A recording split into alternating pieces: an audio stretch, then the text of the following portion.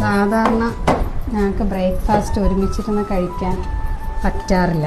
മിക്കപ്പോഴും ഈ പറഞ്ഞ അമ്പലത്തിലെ സമയമായതുകൊണ്ട് ഞാൻ എൻ്റെ സമയം, പ്രവീണയുടെ അമ്പലത്തിലെ സമയം അമ്പലം കഴിഞ്ഞു വന്നാണ് കഴിക്കുക. ഞാൻ അമ്പലത്തിന് ഇടയ്ക്ക് ഭക്ഷണം കഴിക്കൽ പതിവില്ല.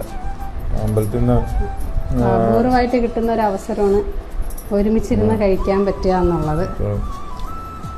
നീ പറഞ്ഞ പോലെ ഭഗവാൻ ഗീതയിൽ പറഞ്ഞു, അന്നാത് ഭവന്തി ഭൂതാനി പർജന്യാതന്ന സംഭവം യജ്ഞാത് ഭഗവതി പർജന്യോ യജ്ഞോ കർമ്മ സമുദ്ഭവമാണ്. പഞ്ചഭൂതങ്ങളിൽ നിന്നുണ്ടാകുന്നതാണ് അത്ര അന്നം.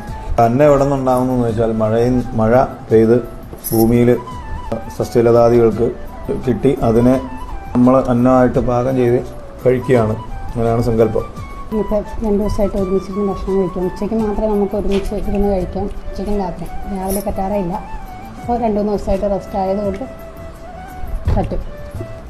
അരിയും ചോറും തേങ്ങയും കൂടെ, തേങ്ങയുടെ വെള്ളം ഉണ്ടെങ്കിൽ, അത് കരിക്കിൻ്റെ വെള്ളം ഉണ്ടെങ്കിൽ അതും കൂടെ മിക്സ് ചെയ്ത് അരച്ച് രാത്രി തലേദിവസം വെച്ചിരുന്നു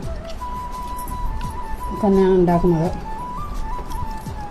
മസാലക്കറി, ഉരുളക്കിഴങ്ങ് മസാലക്കറിയാണ്.